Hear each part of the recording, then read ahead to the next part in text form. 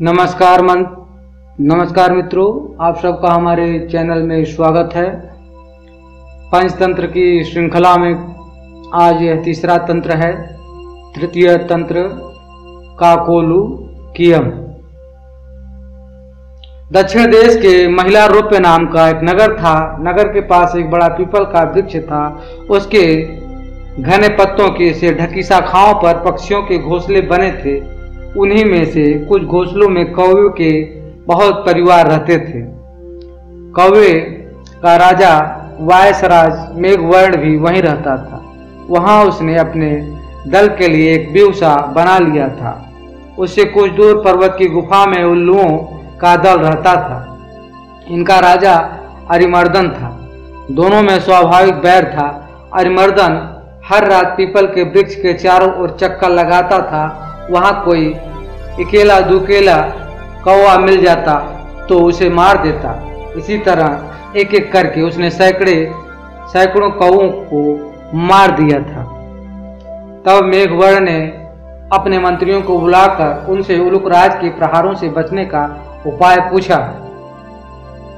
उसने कहा, कठिनाई यह है कि हम रात को देख नहीं सकते और दिन को उल्लू न जाने कहाँ जा छिपते हैं। हमें उनके स्थान के संबंध में कुछ भी पता नहीं है। समझ में नहीं आता कि इस समय संधि, युद्ध, यान, आसन, संश्रय, द्वैधिक भाव आदि उपायों में से किसका प्रयोग किया जाए। पहले मेघवर्ण ने उज्जीव नाम के प्रथम सचिव से प्रश्न किया। उसने उत्तर दिया, महाराज, बलवान शत्रु से युद्ध नहीं करना चाहिए। उससे तो संधि करना ही ठीक है। युद्ध से हानि ही हानि है। समान बल वाले शत्रु से भी पहले संधि करके कछुए की तरह सिमट कर शक्ति संग्रह करने के बाद ही युद्ध करना उचित है। उसके बाद संजीवी नाम के द्वितीय सचिव ने प्रश्न किया। उसने कहा, महाराज, शत्रु के साथ संधि नहीं करनी चाहिए। शत्रु संधि के बाद भी नाश ही करता है। पानी अग्नि द्वारा गर्म होने के बाद भी अग्नि को बुझा ही देता है। विशेषतः क्रूर, अत्यंत लोभी और धर्म रहित शत्रु से तो कभी भी संधि नहीं करके शत्रु के प्रति शांति भाव दिखलाने से उसकी शत्रुता की आग में और भी भड़क जाती है। वह और भी क्रूर हो जाता है। जिस शत्रु से हम आमने सामने की लड़ाई न लड़ सके उसे छल बल द्वारा हराना चाहिए, किंतु संधि नहीं करनी चाहिए। सच तो यह है कि जिस राजा की भूमि शत्रुओं के खून से और उनकी विधवा स्त्रियों के आंसुओं से नहीं सींची गई है, वह राजा होने योग्य ही नहीं है। तब मेघवर्ण ने तृतीय सचिव अनुजीवी से प्रश्न किया। उसने कहा, महाराज, हमारा शत्रु दुष्ट है, बल में भी अधिक है, इसलिए उसके साथ संधि और युद्ध दोनों के करने में हानि है। उसके लिए तो शास्त्रों में यान नीति का ही विधान है। हमें यहाँ से किसी दूसरे देश में चला जाना चाहिए। इस तरह पीछे हटने में कायरता दोष नहीं होता। शेर भी तो हमला करने से पहले पीछे हटता है। वीरता का अभिमान करके जो हठपूर्वक युद्ध करता है वह शत्रु की ही इच्छा पूरी करता है और अपने वंश का नाश कर लेता है। इसके बाद मेघवर्ण ने चतुर्थ सचिव प्रजीवी से प्रश्न किया। उसने कहा, महाराज, मेरी सम्मति में तो संधि, विग्रह और यान तीनों में दोष है। हमारे लिए आसन नीति का आश्रय लेना ही ठीक है। अपने स्थान पर दृढ़ता से बैठना सबसे अच्छा उपाय है। मगरमच्छ अपने स्थान पर बैठकर शेर को भी हरा देता है, हाथी को भी पानी में खींच लेता है। वहीं यदि अपना स्थान छोड़ दे तो चूहे से भी हार जाए। अपने दुर्ग में बैठकर हम बड़े से बड़े शत्रु का सामना कर सकते हैं। अपने दुर्ग में बैठकर हमारा एक सिपाही शत शत्रुओं का नाश कर सकता है। हमें अपने दुर्ग को दृढ़ बनाना चाहिए। अपने स्थान पर दृढ़ता से खड़े हो छोटे छोटे वृक्षों को आधी तूफान के प्रबल झोंके भी उखाड़ नहीं सकते हैं। तब मेघवर्ण ने चिरंजीवी नाम के पांचवें सचिव से प्रश्न किया। उसने कहा, महाराज, मुझे तो इस समय संश्रय नीति ही उचित प्रतीत होती है। किसी बलशाली सहायक मित्र को अपने पक्ष में करके ही हम शत्रु को हरा सकते हैं। अतः हमें यहीं ठहरकर किसी समर्थ मित्र की सहायता ढूंढनी चाहिए। यदि एक समर्थ मित्र न मिले तो अनेक छोटे छोटे मित्रों की सहायता से हमारे पक्ष को सबल बना सकती है। छोटे छोटे तिनकों से गुत्थी हुई रस्सी इतनी मजबूत बन जाती है कि हाथी को जकड़कर बांध लेती है। 5 मंत्रियों से सलाह लेने के बाद वायसराज मेघवर्ण अपने वंशागत सचिव स्थिरजीव के पास गया। उसे प्रणाम करके वो बोला, श्रीमान, मेरे सभी मंत्री मुझे जुदा जुदा राय दे रहे हैं, आप उनकी सलाहें सुनकर अपना निश्चय दीजिए। स्थिरजीव ने उत्तर दिया, वत्स, सभी मंत्रियों ने अपनी बुद्धि के अनुसार ठीक ही मंत्रणा दी है। अपने अपने समय में सभी नीतियां अच्छी होती हैं, किंतु मेरी सम्मति में तो तुम्हें द्वैधी भाव या भेद नीति का ही आश्रय लेना चाहिए। उचित यह है कि पहले हम संधि द्वारा शत्रु में अपने लिए विश्वास पैदा कर लें, किंतु शत्रु पर विश्वास न करें। संधि करके युद्ध की तैयारी करते रहें, तैयारी पूरी होने पर युद्ध कर लें। संधि काल में हमें शत्रु के निर्बल स्थलों का पता लगाते रहना चाहिए। उनसे परिचित होने के बाद वहीं आक्रमण कर देना उचित है। मेघवर्ण ने कहा, आपका कहना निसंदेह सत्य है, किंतु शत्रु का निर्बल स्थल किस तरह देखा जाए? स्थिर जीवी गुप्तचरों द्वारा ही हम शत्रु के निर्बल स्थल की खोज कर सकते हैं। गुप्तचर ही राजा की आंख का काम देता है।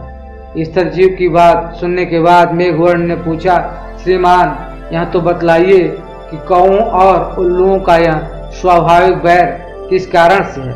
तब स्थिर जीवी ने अगली कथा सुनाई। एक बार हंस, तोता, बकुला, कोयल, चातक, कबूतर, उल्लू आदि सब पक्षियों ने सभा करके यह सलाह की कि उनका राजा वैनतेय केवल वासुदेव की भक्ति में लगा रहता है, व्याघ्रों से उनकी रक्षा का कोई उपाय नहीं करता, इसलिए पक्षियों का कोई अन्य राजा चुन लिया जाए। कई दिनों की बैठक के बाद सबने एक सम्मति से सर्वांग सुंदर उल्लू को राजा चुना। अभिषेक की तैयारी होने लगी। विविध तीर्थों से पवित्र जल मंगाया गया। सिंहासन पर रत्न जड़े गए, स्वर्ण घट भरे गए, मंगल पाठ शुरू हो गया। ब्राह्मणों ने वेद पाठ शुरू कर दिया। नर्तकियों ने नृत्य की तैयारी कर ली। उलूकराज राज सिंहासन पर बैठने ही वाले थे कि कहीं से कौवा आ गया। कौवे ने सोचा, यह समारोह कैसा, यह उत्सव किस लिए? पक्षियों ने भी कौवे को देखा तो आश्चर्य में पड़ गए। उसे तो किसी ने बुलाया ही नहीं था, फिर भी उन्होंने सुन रखा था कौवा सबसे चतुर कूट राजनीतिज्ञ पक्षी है, इसलिए उससे मंत्रणा करने के लिए सभी पक्षी उसके चारों ओर इकट्ठे हो गए। उलूकराज के राज्याभिषेक की बात सुनकर कौवे ने हंसते हुए कहा, यह चुनाव ठीक नहीं हुआ। मोर, हंस, कोयल, सारस, चक्रवाक, सुख आदि सुंदर पक्षियों के रहते दीवांध, उल्लू और टेढ़ी नाक वाले अप्रियदर्शी पक्षी को राजा बनाना उचित नहीं है। वह स्वभाव से ही रौद्र है और कटुभाषी है। फिर अभी तो वैनतेय राजा बैठा है। एक राजा के रहते दूसरे को राज्य शासन देना विनाशक है। पृथ्वी पर एक ही सूर्य होता है, वही अपनी आभा से सारे संसार को प्रकाशित कर देता है। एक से अधिक सूर्य होने पर प्रलय हो जाती है। प्रलय में बहुत से सूर्य निकल जाते हैं, उनसे संसार में विपत्ति ही आती है, कल्याण नहीं होता। राजा एक ही होता है, उसके नाम कीर्तन से ही काम बन जाते हैं। चंद्रमा के नाम से ही खरगोश ने हाथियों से छुटकारा पाया था। पक्षियों ने पूछा, कैसे? कौवे ने तब खरगोश और हाथी की यह कहानी सुनाई। एक वन में चतुर्दंत नाम का एक महाकाय हाथी रहता था। वह अपने हाथी दल का मुखिया था। वर्षों तक सूखा पड़ने के कारण वहां के सब झील, तलैया, ताल सूख गए और वृक्ष मुरझा गए। सब हाथियों ने मिलकर अपने गजराज चतुर्दंत को कहा कि हमारे बच्चे भूख प्यास से मर गए, जो शेष मरने वाले हैं, इसलिए जल्दी ही किसी बड़े तालाब की खोज की जाए। बहुत देर सोचने के बाद चतुर्दंत ने कहा, मुझे एक तालाब याद आया, वहाँ पाताल गंगा के जल से सदा भरा रहता है, चलो वहीं चले। 5 रात की लंबी यात्रा के बाद वह सब हाथी वहां पहुंचे। तालाब में पानी था। दिन भर पानी में खेलने के बाद हाथियों का दल शाम को बाहर निकला। तालाब के चारों ओर खरगोशों के अनगिनत बिल थे। उन बिलों से जमीन पोली हो गई थी।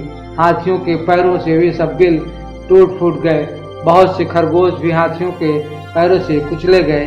किसी की गर्दन टूट गई, किसी का पैर टूट गया, बहुत से मर भी गए। हाथियों के वापस चले जाने के बाद उन बिलों में रहने वाले छत बिछत लहूलुहान खरगोशों ने मिलकर एक बैठक की। उसमें स्वर्गवासी खरगोशों की स्मृति में दुख प्रकट किया गया था। भविष्य के संकट का उपाय सोचा गया। उन्होंने सोचा, आसपास अन्यत्र कहीं जल न होने के कारण ये हाथी अब हर रोज इसी तालाब में आया करेंगे और उनके बिलों को अपने पैरों से रौदा करेंगे। इस प्रकार 2-4 दिन में ही सब खरगोशों का वंशनाश हो जाएगा। हाथी का स्पर्श ही इतना भयंकर है जितना सांप का सूखना, राजा का हंसना और माननी का मान। इस संकट से बचाने का उपाय सोचते सोचते एक ने सुझाव रखा, हमें अब इस स्थान को छोड़कर अन्य देश में चला जाना चाहिए। यह परित्याग ही सर्वश्रेष्ठ नीति है। एक का परित्याग परिवार के लिए, परिवार का गांव के लिए, गांव का शहर के लिए और संपूर्ण पृथ्वी का परित्याग अपनी रक्षा के लिए करना पड़े तो भी कर देना चाहिए। किंतु दूसरे खरगोश ने कहा, हम तो अपने पिता पितामह की भूमि को न छोड़ेंगे। कुछ ने उपाय सुझाया कि खरगोश की ओर से एक चतुर दूत हाथियों की दलपति के पास जाए। वह उससे यह कहे कि चंद्रमा में जो खरगोश बैठा है उसने हाथियों को इस तालाब में आने से मना किया है। संभव है चंद्रमा स्थित खरगोश की बात को हम मान जाए।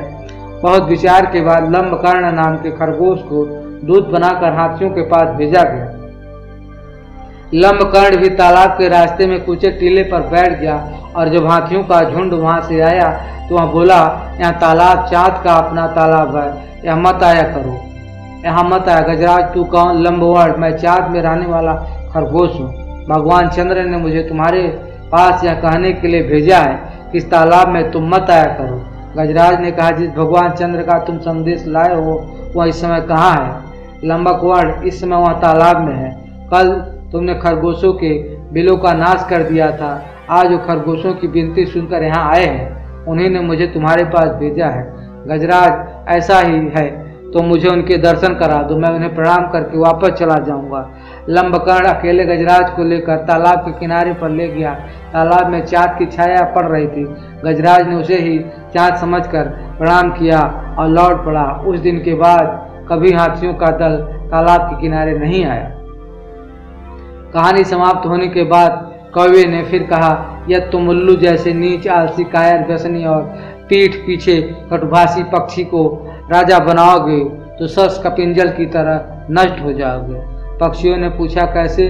कौवे ने कहा, सुनो, एक जंगल के जिस वृक्ष की शाखा पर मैं रहता था उसके नीचे के तने में एक खोल के अंदर कपिंजल नाम का तीतर भी रहता था।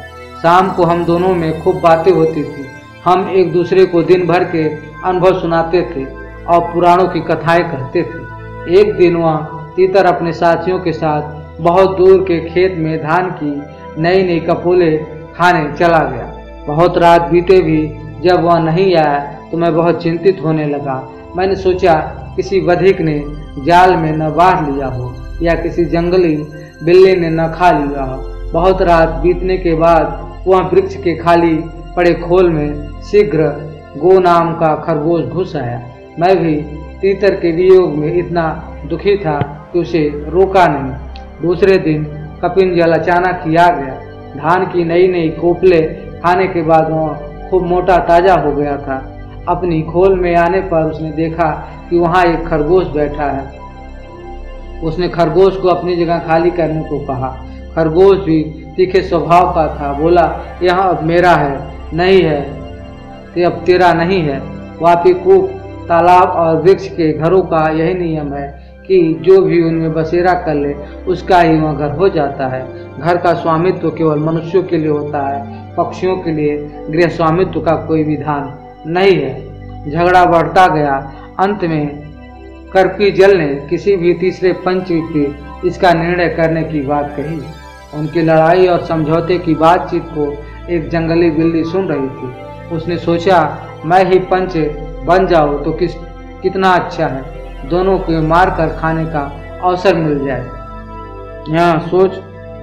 हाथ में माला लेकर सूर्य की ओर मुख करके नदी किनारे कुशासन बिछाकर वो आंखें मूंद बैठ गई और धर्म का उपदेश करने लगी। उसके धर्म उपदेश को सुनकर खरगोश ने कहा, यहाँ देखो कोई तपस्वी बैठा है, इसी को पंच बनाकर पूछ ले।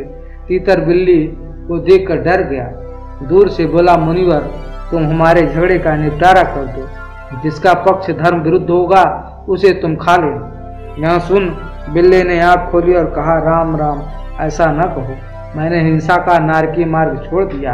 अंततः मैं धर्म विरोधी पक्ष की भी हिंसा नहीं करूंगी। हाँ, तुम्हारा निर्णय करना मुझे स्वीकार है, किंतु मैं वृद्ध हूँ, दूर से तुम्हारी बात नहीं सुन सकती, पास आकर अपनी बात कहो।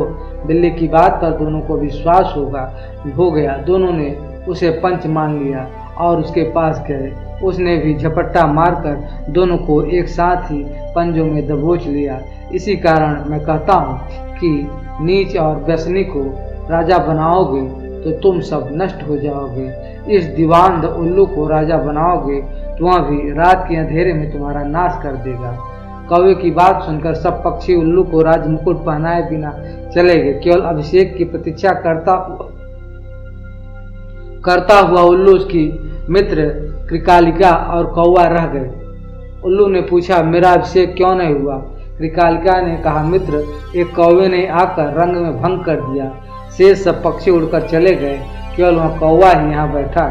तब उल्लू ने कौवे से कहा, दुष्ट कौवे, मैंने तेरा क्या बिगाड़ा था जो तूने मेरे कार्य में विघ्न डाल दिया? आज से मेरा तेरा वंश परंपरागत बैर रहेगा। यहाँ कहकर उल्लू वहां से चला गया। कौवा बहुत चिंतित हुआ, वहीं बैठा रहा। उसने सोचा, मैंने अकारण ही उल्लू से बैर मोल ले लिया। दूसरे के मामले में हस्तक्षेप करना और कटु सत्य कहना भी दुखप्रद होता है। यही सोचता सोचता वो कौवा वहां से आ गया। तभी से कौवे और उल्लुओं में स्वाभाविक बैर चला आता है। कहानी सुनने के बाद मेघवर्ण ने पूछा, अब हमें क्या करना चाहिए? स्थिर जीव ने धीरज बधाते हुए कहा, हमें छल द्वारा शत्रु पर विजय पानी चाहिए। छल से अत्यंत बुद्धिमान ब्राह्मण को भी मूर्ख बनाकर धूर्तों ने जीत लिया था। मेघवर्ण ने पूछा, कैसे? स्थिर जीव ने तब मूर्खों, धूर्तों और ब्राह्मणों की कथा सुनाई। एक स्थान पर मित्र शर्मा नाम का एक धार्मिक ब्राह्मण रहता। एक दिन माघ महीने में जब आकाश पर थोड़े थोड़े बादल मंडरात रहे थे, वह अपने गांव से चला और दूर के गांव में जाकर अपने यजमान से बोला, यजमान जी, मैं अगली अमावस के दिन यज्ञ कर रहा हूँ, उसके लिए एक पशु दे दो। यजमान ने एक हिष्ट पुष्ट पशु उसे दान दे दिया। ब्राह्मण ने भी पशु को अपने कंधे पर उठाकर जल्दी जल्दी अपने घर की राह ली। ब्राह्मण के पास मोटा ताजा पशु देखकर तीन ठगों के मुंह में लोभ बस पानी आ गया। वे कई दिनों से भूखे थे। उन्होंने उस पशु को हस्तगत करने की योजना बनाई। उसके अनुसार उनमें से एक भेष बदलकर ब्राह्मण के सामने आ गया और बोला, ब्राह्मण, तुम्हारी बुद्धि को क्या हो गया? इस अस्पृश्य अपवित्र कुत्ते को कंधे पर उठाकर क्यों ले जा रहे हो? लोग तुम पर हंसेंगे। ब्राह्मण ने क्रोध में आकर उसका उत्तर दिया, मूर्ख, कहीं तू अंधा तो नहीं है जो इस पशु को कुत्ता कहता है? कुछ रास्ता पार करने के बाद दूसरा धूर्त भी वेश बदलकर ब्राह्मण के सामने आकर कहने लगा, ब्राह्मण, क्या यह अनर्थ कर रहे हो? इस मरे हुए पशु को कंधे पर उठाकर क्यों ले जा रहे हो? उसे भी ब्राह्मण ने क्रोध से फटकारते हुए कहा, अंधा तो नहीं हो गया है तू जो इसे मृत पशु बतला रहा है? ब्राह्मण थोड़ी ही दूर गया होगा कि तीसरा धूर्त भी वेश बदलकर सामने आ गया। ब्राह्मण को देखकर वह भी कहने लगा, छी छी ब्राह्मण, यह क्या कर रहा है? गधे को कंधे पर उठाकर ले जाते हो। गधे को छूकर यह स्नान करना पड़ता है। इसे छोड़ दो, कहीं कोई देख लेगा तो गांव भर में तुम्हारा अपयश हो जाएगा। यह सुनकर ब्राह्मण ने उस पशु को भी गधा मानकर रास्ते में छोड़ दिया। वह पशु छूटकर घर की ओर भागा, लेकिन ठगों ने मिलकर उसे पकड़ लिया और खा डाला। इसलिए मैं कहता हूँ कि बुद्धिमान व्यक्ति भी छल बल से पराजित हो जाते हैं। इसके अतिरिक्त बहुत से दुर्बलों के साथ भी विरोध करना अच्छा नहीं होता। सांप ने चींटियों से विरोध किया था। बहुत होने से चींटियों ने सांप को मार डाला। मेघवर्ण ने पूछा, यह कैसे? स्थिर जीव ने तब 7 चींटियों की कथा सुनाई। एक वाल्मीकि में बहुत बड़ा काला नाग रहता था। अभिमानी होने के कारण उसका नाम अतिदर्प। एक दिन वह अपने बिल को छोड़कर एक और संकीर्ण बिल से बाहर जाने का यत्न करने लगा। इससे उसका शरीर कई स्थानों में छिल गया, जगह जगह घाव हो गए, खून निकलने लगा। खून की गंध पाकर चींटियां आ गई और उसे घेर कर तंग करने लगी। सांप ने कई चींटियों को मारा, किंतु कहाँ तक मारता। अंत में चींटियों ने उसे काट काट कर मार दिया। स्थिर जीव ने कहा, इसलिए मैं कहता हूँ कि बहुतों के साथ विरोध न करो। मेघवर्ण, आप जैसा आदेश करेंगे वैसा ही मैं करूँगा। स्थिर जीव, बहुत अच्छी बात है, मैं स्वयं गुप्तचर का काम करूँगा। तुम मुझसे लड़कर मुझे लहूलुहान करने के बाद इसी वृक्ष के नीचे फेंक कर स्वयं सपरिवार ऋष्यमुख पर्वत पर चले जाओ। मैं तुम्हारे शत्रु उल्लू का विश्वास पात्र बनकर उन्हें इस वृक्ष पर बने अपने दुर्ग में बसा लूंगा और अवसर पाकर उन सबका नाश कर दूंगा। तब तुम फिर यहाँ आ जाना। मेघवर्ण ने ऐसा ही किया। थोड़े देर में दोनों की लड़ाई शुरू हो गई। दूसरे कवि जब उसकी सहायता हुआए तो उसने उन्हें दूर कर कहा, इसका दंड मैं स्वयं दे लूंगा। अपनी चोंच के प्रहार से घायल करके वहाँ स्थिर जीव को वहाँ फेंकने के बाद अपने आप परिवार सहित ऋष्यमुख पर्वत पर चला गया। तब उल्लू की मित्र कृकालिका ने मेघवर्ण के भागने और अमात्य स्थिर जीव से लड़ाई होने की बात उलूकराज से कह दी। उलूकराज ने भी रात आने पर बल समेत पीपल के वृक्ष पर आक्रमण कर दिया। उसने सोचा, भागते हुए शत्रु को नष्ट करना अधिक सहज होता है। पीपल के वृक्ष को घेर कर उसने शेष रह गए सभी कौओं को मार दिया। सभी अभी उलूकराज की सेना भागे हुए कौओं का पीछा करने की सोच रहे थे कि आहत स्थिर जीव ने कराना शुरू कर दिया। उसे सुनकर सबका ध्यान उसकी ओर गया। सब उल्लू से मारने को झपटे। तब स्थिर जीव ने कहा, इससे पूर्व कि तुम मुझे जान से मार डालो, मेरी एक बात सुन लो। मैं मेघवर्ण का मंत्री हूँ। मेघवर्ण ने ही मुझे घायल करके इस तरह फेंक दिया है। मैं तुम्हारे राजा से बहुत सी बातें कहना चाहता हूँ, उससे मेरी भेंट करवा दो। सब उल्लुओं ने उलूकराज से यह बात कही। उलूकराज स्वयं वहाँ आया। स्थिर जीव को देखकर वह आश्चर्य से बोला, तेरी यह दशा किसने कर दी? स्थिर जीव, देव, बात यह हुई कि दुष्ट मेघवर्ण आपके ऊपर सेना सहित आक्रमण करना चाहता था। मैंने उसे रोकते हुए कहा कि वे बहुत बलशाली हैं, उनसे युद्ध मत करो, उनसे सुलह कर लो। बलशाली शत्रु से संधि करना उचित है। उसे सब कुछ देकर भी वह अपने प्राणों की रक्षा तो कर ही लेता है। मेरी बात सुनकर उस दुष्ट मेघवर्ण ने समझा कि मैं आपका हित चिंतक हूँ, इसलिए वह मुझ पर झपटा। अब आप ही मेरे स्वामी हैं, मैं आपकी शरण में आया हूँ। जब मेरे घाव भर जाएंगे तो मैं स्वयं आपके साथ जाकर मेघवर्ण को खोज निकालूंगा और उसके सर्वनाश में आपका सहायक बनूंगा। स्थिर जीव की बात सुनकर उलूकराज ने अपने सभी पुराने मंत्रियों से सलाह ली। उसके पास 5 मंत्री थे, रक्षा, कुरार्च, दीपाक्ष, वक्रनाश, प्राकार का। पहले उसने रक्षास से पूछा, इस शरणागत शत्रु मंत्री के साथ कौन सा व्यवहार किया जाए? रक्षास ने कहा, इसे अविलंब मार दिया जाए। शत्रु को निर्बल अवस्था में ही मार देना चाहिए, अन्यथा बलि होने के बाद वह दुर्जय हो जाता है। इसके अतिरिक्त एक और बात है, एक बार टूटकर जुड़ी हुई प्रीति स्नेह के अत्यय प्रदर्शन से भी बढ़ नहीं सकती है। उलूकराज ने पूछा, वह कैसे? रक्ताक्ष ने तब ब्राह्मण और सांप की कथा सुनाई। एक स्थान पर हरिदत्त नाम का ब्राह्मण रहता था। पर्याप्त भिक्षा न मिलने से उसने खेती करना शुरू कर दिया, किंतु खेती कभी ठीक नहीं हुई। किसी न किसी कारण फसल खराब हो जाती थी। गर्मियों के दिन में एक दिन वह अपने खेत में वृक्ष की छाया के नीचे लेटा हुआ था। उसने पास ही एक बिल पर फन फैलाकर बैठे हुए भयंकर सांप को देखा। सांप को देखकर सोचने लगा, अवश्य में वो यही मेरा क्षत्र देवता है। मैंने इसकी कभी पूजा नहीं की, तभी मेरी खेती सूख जाती है। अब इसकी पूजा किया करूँगा। यह सोचकर वह कहीं से दूध मांगकर पात्र में लाया और बिल के पास जाकर बोला, क्षेत्रपाल, मैंने अज्ञानवश आज तक तेरी पूजा नहीं की। आज मुझे ज्ञान हुआ है, पूजा की यह व्यर्थ स्वीकार करो और मेरे पिछले अपराधों को क्षमा कर दे। यह कहकर वह दूध का पात्र वहीं रखकर वापिस चला गया। अगले दिन सुबह जब वह बिल के पास गया तो देखता क्या है, सांप ने दूध पी लिया है और पात्र में एक सोने की मुहर पड़ी है। दूसरे दिन भी ब्राह्मण ने जिस पात्र में दूध रखा था उसमें सोने की मुहर पड़ी मिली। इसके बाद प्रतिदिन उसे दूध के बदले सोने की मुहर मिलने लगी। वहाँ वे नियम से प्रतिदिन दूध देने लगा। एक दिन हरिदत्त को गांव से बाहर जाना था, इसलिए उसने अपने पुत्र को पूजा का दूध ले जाने के लिए आदेश दिया। पुत्र ने भी पात्र में दूध रख दिया। दूसरे दिन उसे भी मुहर मिल गई। तब वह सोचने लगा, इस वाल्मीकि में सोने की मोहरों का खजाना छिपा हुआ है, क्यों न इसे तोड़कर पूरा खजाना एक बार ही हस्तगत कर लिया जाए। यह सोचकर उसने अगले दिन जब दूध का पात्र रखा और सांप दूध पीने आया तो लाठी से सांप पर प्रहार किया। लाठी का निशाना चूक गया। सांप ने क्रोध में आकर हरिदत्त के पुत्र को काट लिया, जिससे वह वहीं मर गया।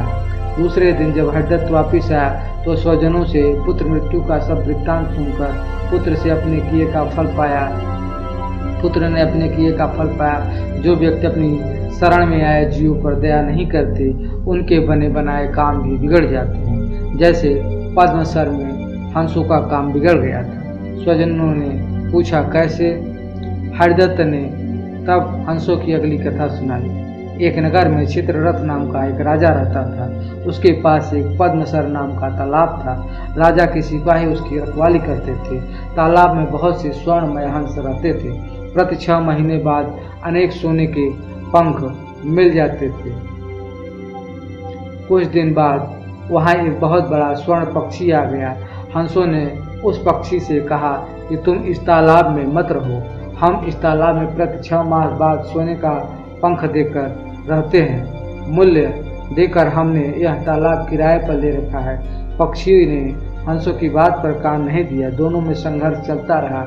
एक दिन वह पक्षी राजा के पास जाकर बोला, महाराज, ये हंस कहते हैं यह तालाब उनका है, राजा का नहीं है। राजा उनका कुछ बिगाड़ नहीं सकता। मैंने उससे कहा कि तुम राजा के प्रति अपमान भरे शब्द मत कहो, किंतु वे न माने। राजा कानों का कच्चा था। उसने पक्षी के कथन को सत्य मानकर तालाब के स्वर्णमय हंसों को मारने के लिए अपने सिपाहियों को भेज दिया। हंसों ने जब सिपाहियों को लाठियां लेकर तालाब की ओर आते देखा, वे समझ गए कि अब इस स्थान पर आना उचित नहीं है। अपने वृद्ध नेता की सलाह से वे उसी समय वहां से उड़ गए। स्वजनों को यह कहानी कहने के बाद हरिदत्त शर्मा ने फिर क्षेत्रपाल सांप की पूजा का विचार किया। दूसरे दिन वह पहले की तरह दूध लेकर वाल्मीकि पर पहुंचा और सांप की स्तुति प्रारंभ की। सांप बहुत देर बाद वाल्मीकि से थोड़ा बाहर निकलकर ब्राह्मण से बोला, ब्राह्मण, अब तो पूजा भाव से नहीं बल्कि लोभ से यहाँ आया है। अब तेरा मेरा प्रेम नहीं हो सकता। तेरे पुत्र ने जवानी के जोश में मुझ पर लाठी का प्रहार किया, मैंने उसे डस लिया। अब न तो तू ही पुत्र वियोग के दुख को भूल सकता है और न ही मैं लाठी प्रहार के कष्ट को भूल सकता हूँ। यह कहकर वह एक बहुत बड़ा हीरा देकर अपने बिल में घुस गया और जाते हुए कहा कि आगे कभी इधर आने का कष्ट न करना। यह कहानी कहने के बाद रक्ताक्ष ने कहा, इसलिए मैं कहता हूँ था कि एक बार टूटकर जुड़ी हुई प्रीति कभी स्थिर नहीं रहती। रक्ताक्ष से सलाह लेने के बाद उलुकराज ने दूसरे मंत्री कुराक्ष से सलाह ली कि स्थिर जीव का क्या किया जाए। कुराक्ष ने कहा, महाराज, मेरी राय में तो शरणागत की हत्या पाप है। शरणागत का सत्कार हमें उसी तरह करना चाहिए जिस तरह कबूतर ने अपना मांस देकर किया था। राजा ने पूछा, किस तरह? तब कुराक्ष ने कपोत ब्याज की कहानी सुनाई। एक जगह एक लोभी और निर्दय ब्याज रहता था। पक्षियों को मारकर खाना उसका काम था। इस भयंकर काम के कारण उसके प्रियजनों ने भी उसका त्याग कर दिया था। तब से वह अकेला ही हाथ में जाल और लाठी लेकर जंगलों में पक्षियों के शिकार के लिए घुमा करता था। एक दिन उसके जाल में एक कबूतरी फंस गई। उसे लेकर जब वह अपनी कुटिया की ओर चला तो आकाश में बादल घिर आया। मूसलाधार वर्षा होने लगी। सर्दी से ठिठुर कर ब्याग आश्रय की खोज करने लगा। थोड़ी दूरी पर एक पीपल का वृक्ष था। उसके खोल में घुसते हुए उसने कहा, यहाँ जो भी रहता है मैं उसकी शरण जाता हूँ। इस समय जो मेरी सहायता करेगा उसका जन्म भर में ऋणी रहूंगा। उसे उस खोल में ही वह कबूतर रहता था जिसकी पत्नी को व्याघ्र ने जाल में फंसाया था। कबूतर उस समय पत्नी के वियोग से दुखी होकर विलाप कर रहा था। पति को प्रेमातुर पाकर कबूतरी का मन आनंद से नाच उठा। उसने मन ही मन सोचा, मेरे धन्य भाग्य हैं जो ऐसा प्रेमी पति मिला है। पति का प्रेम ही पत्नी का जीवन है। पति की प्रसन्नता से ही स्त्री जीवन सफल होता है। मेरा जीवन सफल हुआ, यह विचार करूँ। पति से बोली, पतिदेव, मैं तुम्हारे सामने हूँ। इस व्याघ ने मुझे बांट लिया है। यह मेरे कर्मों का फल है। कर्मों का फल है। हम अपने कर्म फल से ही दुख भोगते हैं। मेरे बंधन की चिंता छोड़कर तुम इस समय अपने शरणागत अतिथि की सेवा करो। जो जीव अपने अतिथि का सत्कार नहीं करता, उसके सब पुण्य छूटकर अतिथि के साथ चले जाते हैं और सब पाप वहीं रह जाते हैं। पत्नी की बात सुनकर कबूतर ने व्याघ से कहा, चिंता न करो बधिक, इस घर को अपना ही जानो। कहो, मैं तुम्हारी कौन सी सेवा कर सकता हूँ। व्याघ, मुझे सर्दी सता रही है, इसका उपाय कर दो। कबूतर ने लकड़ियाँ इकट्ठा करके जला दिया और कहा, तुम आग सेक कर सर्दी दूर करो। कबूतर को अतिथि सेवा के लिए भोजन की चिंता हुई, किंतु उसके घोंसले में तो अन्न का एक दाना भी नहीं था। बहुत सोचने के बाद उसने अपने शरीर से ही व्याघ की भूख मिटाने का विचार किया। यह सोचकर और महात्मा कबूतर स्वयं जलती आग में कूद पड़ा। अपने शरीर का बलिदान करके उसने व्याघ के तर्पण करने का प्रण पूरा किया। व्याघ ने जब कबूतर का यह अद्भुत बलिदान देखा तो आश्चर्य में डूब गया। उसकी आत्मा उसे धिक्कारने लगी। उसी क्षण उसने कबूतरी को जाल से निकालकर मुक्त कर दिया और पक्षियों को फंसाने के जाल व अन्य उपकरणों को तोड़ कर फेंक दिया। कबूतरी अपने पति को आग में जलता देखकर विलाप करने लगी। उसने सोचा, अपने पति के बिना अब मेरे जीवन का प्रयोजन ही क्या है। मेरा संसार उजड़ गया है, अब किसके लिए प्राण धारण करूं। यह सोचकर वह पतिव्रत भी आग में कूद पड़ी। इन दोनों के बलिदान पर आकाश से पुष्प वर्षा हुई। व्याघ ने भी उस दिन प्राण हिंसा छोड़ दी। रुद्राक्ष के बाद अरिमर्दन ने दिक्ताक्ष से प्रश्न किया। दिक्ताक्ष ने भी यही संपत्ति दी। इसके बाद अरिमर्दन ने वनवास से बक्रनाश से प्रश्न किया। बक्रनाश ने भी कहा, देव, हमें इस शरणागत शत्रु की हत्या नहीं करनी चाहिए। कई बार शत्रु भी हित का कार्य कर देते हैं। आपस में ही जब उनका विवाद हो जाए तो एक शत्रु दूसरे शत्रु को स्वयं नष्ट कर देता है। इस तरह एक बार चोर ने ब्राह्मण के प्राण बचाए थे और राक्षस ने चोर के हाथों ब्राह्मण के बैलों की चोरी को बचाया था। अरिमर्दन ने पूछा, किस तरह। बक्रनाश ने तब चोर और राक्षसों की कहानी सुनाई। एक गांव में द्रोण नाम का एक ब्राह्मण रहता था। भिक्षा मांगकर उसकी जीविका चलती थी। सर्दी गर्मी रोकने के लिए उसके पास पर्याप्त वस्त्र भी नहीं थे। एक बार किसी यजमान ने ब्राह्मण पर दया करके उसे बैलों की जोड़ी दे दी। ब्राह्मण ने उनका भरण पोषण बड़े यत्न से किया। आसपास से घी तेल अनाज मांगकर भी उन बैलों को भरपेट खिलाता रहा। इससे दोनों बैल खूब मोटे ताजे हो गए। उन्हें देखकर एक चोर के मन में लालच आ गया। उसने चोरी करके दोनों बैलों को भगा ले जाने का निश्चय कर लिया। इस निश्चय के साथ जब वह अपने गांव से चला तो रास्ते में उसे लंबे लंबे दांतों, लाल आंखें, सूखे बालों और उभरी हुई नाक वाला एक भयंकर आदमी मिला। उसे देखकर चोर ने डरते डरते पूछा, तुम कौन हो। उस भयंकर आकृति वाले आदमी ने कहा, मैं ब्रह्म राक्षस हूँ। पास वाले ब्राह्मण के घर से बैलों की जोड़ी चुराने जा रहा हूँ। राक्षस ने कहा, मित्र, पिछले 6 दिन से मैंने कुछ भी नहीं खाया। चलो आज उस ब्राह्मण को मार कर ही भूख मिटाऊंगा। हम दोनों एक ही मार्ग के यात्री हैं, चलो साथ साथ चले। शाम को दोनों छिपकर ब्राह्मण के घर में घुसे। ब्राह्मण के साई होने के बाद राक्षस जब उसे खाने के लिए आगे बढ़ने लगा तो चोर ने कहा, मित्र, यह बात न्याय अनुकूल नहीं है। पहले मैं बैलों की जोड़ी चुरा लूं, तब तू अपना काम करना। राक्षस ने कहा, कभी बैल को चुराते हुए खटका हो गया और ब्राह्मण जाग गया तो अनर्थ हो जाएगा। मैं भूखा ही रह जाऊं, इसलिए पहले मुझे ब्राह्मण को खा लेने दे, बाद में तुम चोरी कर लेना। चोर ने उत्तर दिया। ब्राह्मण की हत्या करते हुए ब्राह्मण बच गया और जाग कर उसने रखवाली शुरू कर दी, तो मैं चोरी नहीं कर सकूंगी, इसलिए पहले मुझे अपना काम कर लेने दो। दोनों इस तरह से कहा सुनी हो रही थी कि शोर सुनकर ब्राह्मण जाग उठा। उसे जागा हुआ देख चोर ने ब्राह्मण से कहा, ब्राह्मण है राक्षस तेरी जान ले लेगा, मैंने इसके हाथ से तेरी रक्षा की कर दी। राक्षस बोला, ब्राह्मण मैं चोर तेरे बैलों को चुराने आया था, मैंने तुझे बचा लिया। इस बातचीत में ब्राह्मण सावधान हो गया, लाठी उठाकर वो अपनी रक्षा के लिए तैयार हो गया। उसे तैयार देखकर दोनों भाग गए। उसकी बात सुनने के बाद अरिमर्दन ने फिर दूसरे मंत्री प्राकार कर्ण से पूछा, सचिव तुम्हारी क्या सम्मति है? प्राकार कर्ण ने कहा, देव यह शरणागत व्यक्ति अवध्य ही है, हमें अपने परस्पर के मर्मों की रक्षा करनी चाहिए। जो ऐसा नहीं करते वे बल्मीक में बैठे सांप की तरह नष्ट हो जाते हैं। अरिमर्दन ने पूछा, किस तरह? प्रकार कर्ण ने तब बल्मीकी और सांप की यह कहानी सुनाई। एक नगर में देवशक्ति नाम का राजा रहता था। उसके पुत्र के पेट में एक सांप चला गया। उस सांप ने वहीं अपना बिल बना लिया। पेट में बैठे सांप के कारण उसके शरीर का प्रतिदिन क्षय होता जा रहा था। बहुत उपचार करने के बाद भी जब स्वास्थ्य में कोई सुधार नहीं हुआ तो अत्यंत निराश होकर राजपुत्र अपने राज्य से बहुत दूर दूसरे प्रदेश चला गया और वहां सामान्य भिखारी की तरह मंदिर में रहने लगा। उस प्रदेश के राजा बलि की 2 नौजवान लड़कियां थीं और दोनों प्रतिदिन सुबह अपने पिता को प्रणाम करने आती थी। उनमें से एक राजा को नमस्कार करते हुए कहती थी, महाराज जय हो, आपकी कृपा से संसार के सब सुख हैं।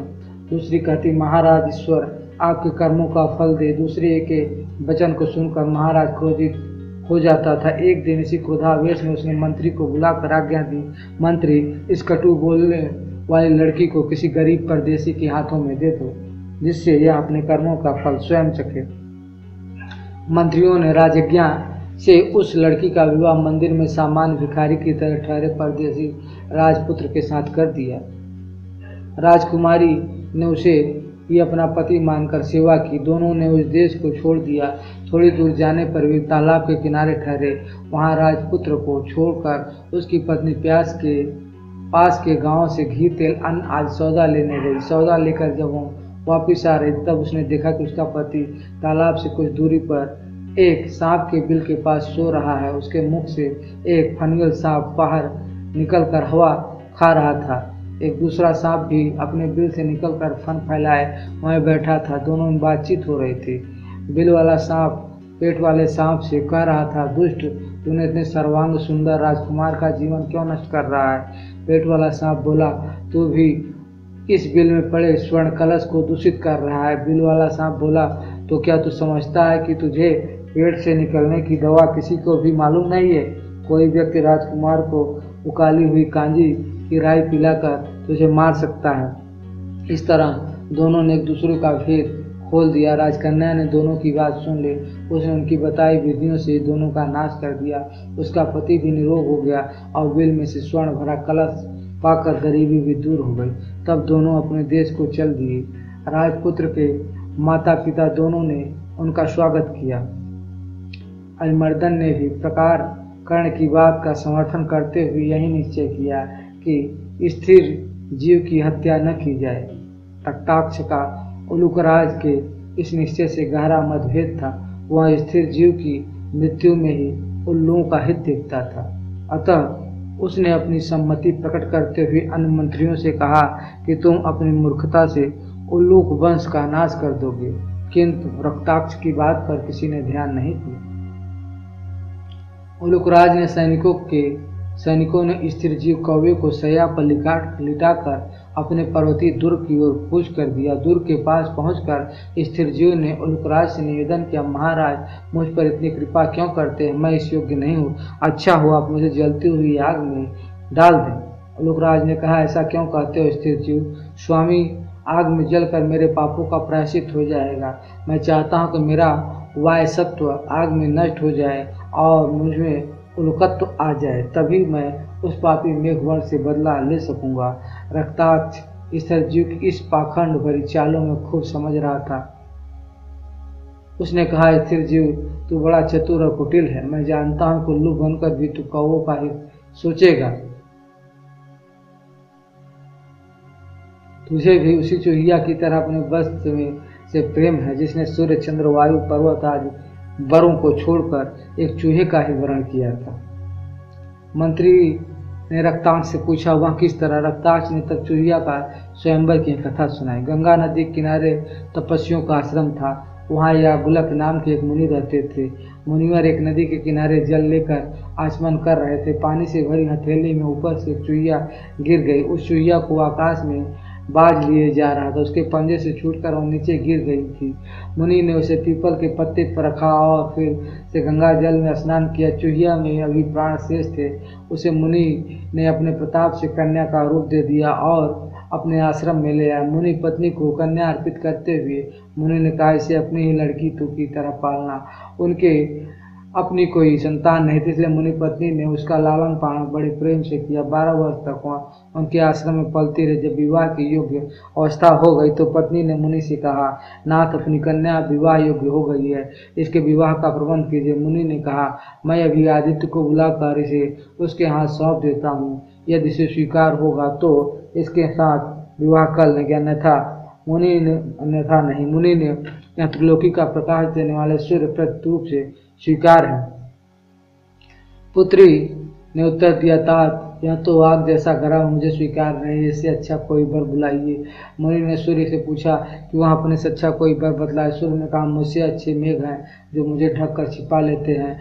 मुनि ने मेघ को बुलाकर पूछा, क्या यह तुझे स्वीकार है? कन्या ने कहा, यह तो बहुत काला है, इससे भी अच्छे किसी वर को बुलाए। मुनि ने मेघ से पूछा, उससे अच्छा कौन है? मेघ ने कहा, हमसे अच्छी वायु है जो हमें उड़ाकर दिशा दिशाओं में ले जाती है। मुनि ने वायु को बुलाया और कन्या से स्वीकृत पूछी। कन्या ने कहा, तात यह तो बड़ी चंचल है, इससे भी किसी अच्छे वर को बुलाओ।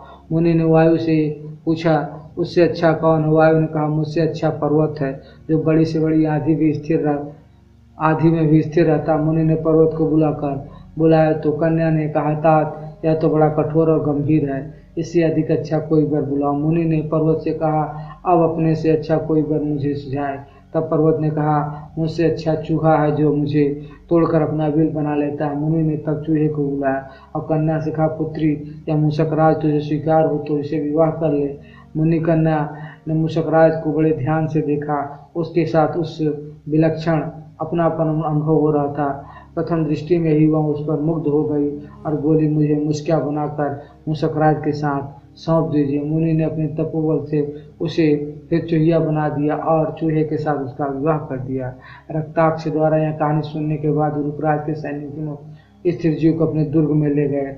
दुर्ग के द्वार पर पहुंचकर उलूकराज अरिमर्दन ने अपने साथियों से कहा, स्थिरजीव को वहीं स्थान दिया जाए जहां वह रहना चाहे। स्थिरजीव ने सोचा कि उसे दुर्ग के द्वार पर ही रहना चाहिए, जिससे दुर्ग से बाहर जाने का अवसर मिलता रहे। यही सोचकर उसने उलूकराज से कहा, देव आपने मुझे यहाँ आदर देकर बहुत लज्जित किया। मैं तो आपका सेवक ही हूँ और सेवक के स्थान पर रहना चाहता हूँ। मेरा स्थान दुर्ग के द्वार पर रखिए। द्वार की जो धूली आपके पदकमलों से पवित्र होगी उसे अपने मस्तक पर रखकर मैं अपने को सौभाग्यवान मानूंगा। उलूकराज इन मीठे वचनों को सुनकर फूला नहीं समाया। उन्होंने अपने साथियों को कहा, स्थिर जीव को यथेष्ट भोजन दिया जाए। प्रतिदिन स्वाद और पुष्ट भोजन खाते खाते स्थिर जीव थोड़े ही दिनों में पहले जैसा मोटा और बलवान हो गया। रक्ताक्ष ने जब स्थिर जीव को हिष्ट पुष्ट देखा तो मंत्रियों से बोला, यहाँ सभी मूर्ख हैं। जिस तरह उस सोने की बीठ देने वाले पक्षी ने कहा था कि यहाँ सब मूर्ख हैं, उसी तरह मैं कहता हूँ यहाँ सभी मूर्ख मंडल है। मंत्रियों ने पूछा, किस पक्षी की तरह? तब रक्ताक्ष ने स्वर्ण पक्षी की यह कहानी सुनाई।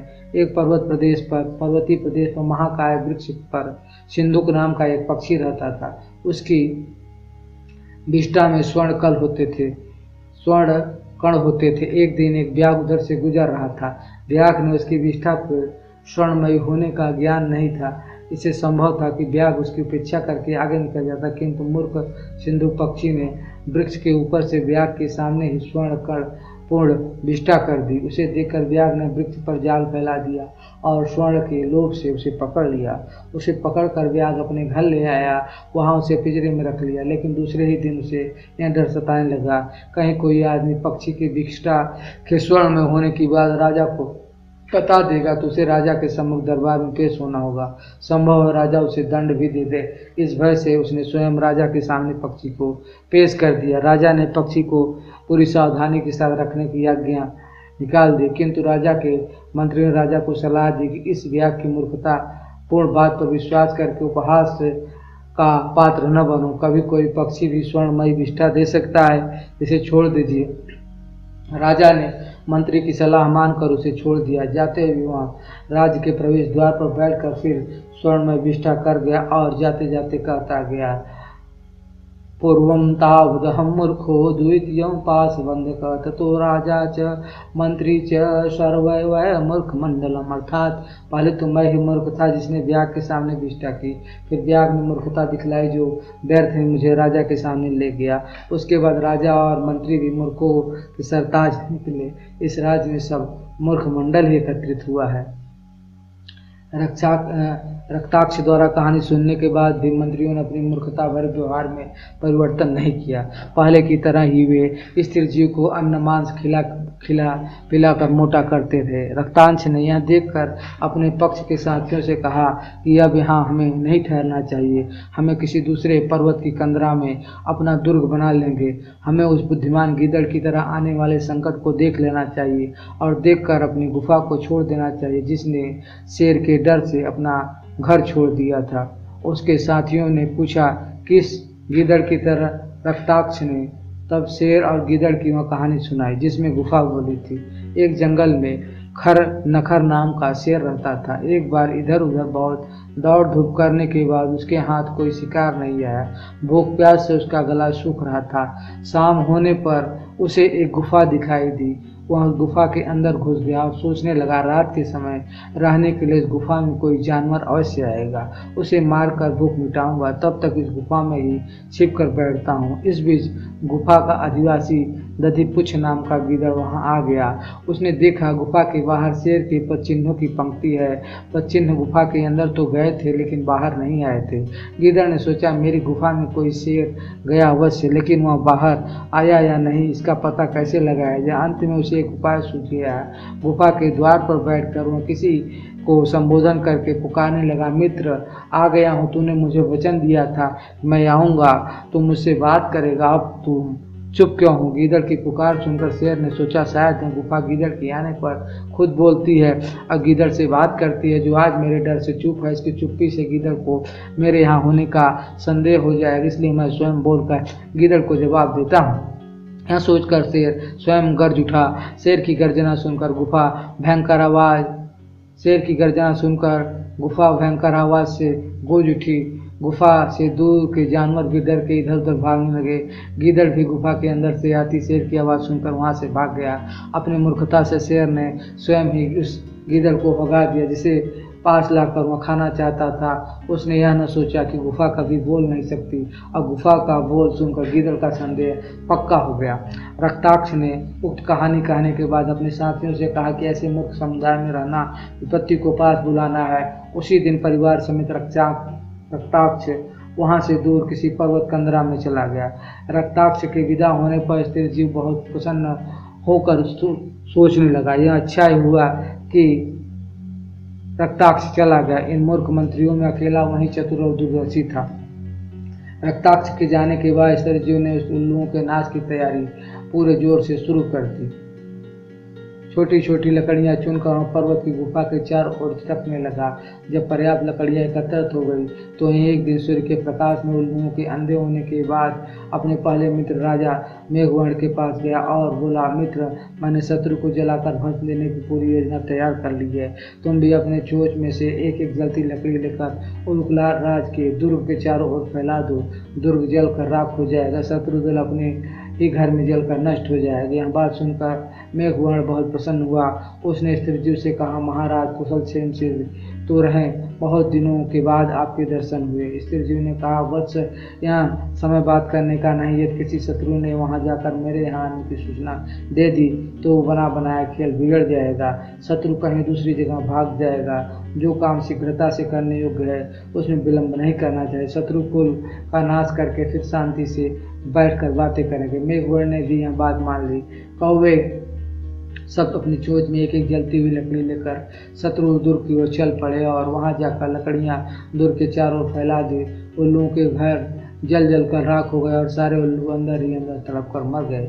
इस प्रकार उल्लुओं का वंशनाश करके मेघवर्ण वायसराज फिर अपने पुराने पीपल के वृक्ष पर आ गया। विजय के उपलक्ष्य में सभा बुलाई गई। स्थिरजीव को बहुत सा पुरस्कार देकर मेघवर्ण ने उससे पूछा, महाराज आपने इतने दिन शत्रु के दुर्ग में किस प्रकार व्यतीत किए?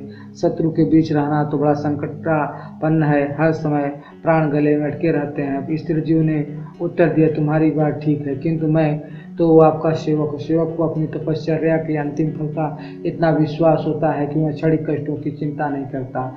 इसके अतिरिक्त मैंने यह देखा कि तुम्हारे प्रतिपक्षी उलूकराज के मंत्री महामूर्ख हैं। एक रक्ताक्ष ही बुद्धिमान था, वह भी उन्हें छोड़ गया। मैंने सोचा यही समय बदला लेने का है। शत्रु के बीच विचरने वाले गुप्तचर को मान अपमान की चिंता छोड़नी ही पड़ती है। वह केवल अपने राजा का स्वार्थ सोचता है, मान मर्यादा की चिंता का त्याग करके वह स्वार्थ साधन के लिए विचारशील चिंतनशील रहता है। अवसर देकर उसे शत्रु को भी पीठ पर उठाकर चलना चाहिए, जैसे काले नाग ने मेढकों को पीठ पर उठाया था और सैर कराई थी। मेघवर्ण ने पूछा, वहाँ कैसे? स्थिरजीव ने तब सांप और मेढकों की यह कहानी सुनाई। स्वार्थ सिद्धि परम लक्ष्य। वरुण पर्वत के पास एक जंगल में मंदविष नाम का बूढ़ा सांप रहता था। उसे बहुत दिनों में कुछ खाने को नहीं मिला। बहुत भाग दौड़ किए बिना खाने का उसे यह उपाय किया कि वह एक तालाब के पास चला गया। उसमें सैकड़ों मेढक रहते थे। तालाब के किनारे जाकर वह बहुत उदास और विरक्त सा मुंह बनाकर बैठ गया। कुछ देर बाद एक मेढक ने तालाब से निकलकर पूछा, मामा क्या बात है, आज कुछ खाते पीते नहीं हो, इतने उदास से क्यों हो? सांप ने उत्तर दिया, मित्र, मेरे उदास होने का विशेष कारण है कि मेरा यहाँ आने का भी वही कारण है। मेढक ने जब कारण पूछा तो सांप ने झूठ मूठ कहानी बना ली। बोला, बात यह है कि आज सुबह में एक मेढक को मारने के लिए जब आगे बढ़ा तो मेढक वहाँ से उछलकर कुछ ब्राह्मणों के बीच चला गया। मैं भी उसके पीछे पीछे वहाँ गया। वहाँ जाकर एक ब्राह्मण पुत्र का पैर मेरे सिर पर पड़ गया। तब मैंने उसे डस लिया। वो ब्राह्मण पुत्र वहीं मर गया। उसके पिता ब्राह्मण ने मुझे क्रोध से जलते हुए श्राप दिया कि तुझे मेढक का वाहन बनकर उन्हें सैर कराना होगा। तेरी सेवा से प्रसन्न होकर जो कुछ वे तुझे देंगे वही तेरा आहार होगा। स्वतंत्र रूप से तू कुछ भी नहीं खा सकेगा। यहाँ पर मैं तुम्हारा वाहक बनकर ही आया हूँ। उस मेढक ने यह बात अपने साथी मेढकों को भी कह दी। सब मेढक बड़े खुश हुए। उन्होंने इसका वृत्तांत अपने राजा जलपाद को सुनाया। जलपाद ने अपने मंत्रियों से सलाह करके यह निश्चय किया कि सांप को वाहक बनाकर उसकी सेवा से लाभ उठाया जाए। जलपाद के साथ सभी मेढक सांप की पीठ पर सवार हो गए। जिनको उसकी पीठ पर स्थान नहीं मिला उन्होंने सांप के पीछे पीछे गाड़ी लगाकर उसकी सवारी की। सांप पहले तो बड़ी तेजी से दौड़ा, बाद में उसकी चाल धीमी पड़ गई। जलपाद के पूछने पर इसका कारण यह बताया कि आज भोजन न मिलने से मेरी शक्ति क्षीण हो गई है, कदम नहीं उठते हैं। सुनकर जलपाद ने उसे छोटे छोटे मेढकों को खाने की आज्ञा दे दी। सांप ने कहा, मेढक महाराज, आपकी सेवा से पाए पुरस्कार को भोग कर ही मेरी तृप्ति हो गई। यही ब्राह्मण का अभिशाप है, इसीलिए आपकी आज्ञा हुई। मैं बहुत उपकृत हुआ। जलपाद सांप की बात से बहुत प्रसन्न हुआ। थोड़ी देर बाद एक और काला सांप उधर से गुजरा। उसने मेढक को सांप की सवारी करते देखा तो आश्चर्य में डूबा। आश्चर्यवान्वित होकर वह मंदविष से बोला, भाई, जो हमारा भोजन उसे ही तुम पीठ पर सवारी कर रहे हो, यह तो स्वभाव विरुद्ध है। मंदविष ने उत्तर दिया, मित्र, यह बात मैं भी जानता हूँ, किस समय की प्रतीक्षा कर रहा हूँ। मंदविष ने अनुकूल अवसर पाकर धीरे धीरे सब मेढकों को खा लिया। मेढकों का वंशनाश ही हो गया। वायसराज मेघवर्ण ने स्थिरजीव को धन्यवाद देते हुए कहा, मित्र, आप बड़े पुरुषार्थी और दूरदर्शी हैं। एक कार्य को प्रारंभ करके उसे अंत तक निभाने की आपकी क्षमता अनुभव है। संसार में कोई तरह के लोग निष्ठम प्रवृत्ति के हैं, जो विघ्न भय से किसी भी कार्य का आरंभ नहीं करते हैं। मध्यम वे हैं जो विघ्न भय से हर काम को बीच में छोड़ देते हैं, किंतु उत्कृष्ट वही है जो सैकड़ों विघ्नों को होते हुए भी आरंभ किए गए काम को बीच में नहीं छोड़ते। आपने मेरे शत्रुओं का समूल नाश करके उत्तम कार्य किया। स्थिरजीव ने उत्तर दिया, महाराज, मैंने अपना धर्म पालन किया है। दैव ने आपका साथ दिया। पुरुषार्थ बहुत बड़ी वस्तु है, किंतु दैव अनुकूल न हो तो पुरुषार्थ भी फलित नहीं होता।